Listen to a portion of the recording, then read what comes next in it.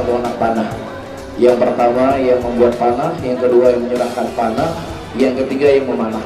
Jadi siapa saja yang terlibat dalam kebaikan, insya Allah dia akan mendapatkan pahala dari kebaikan tersebut. Tapi saudara-saudaraku, kaum muslimin dan muslimat rahimani wa rahimakumullah, waktu seorang muslim itu dibagi menjadi tiga.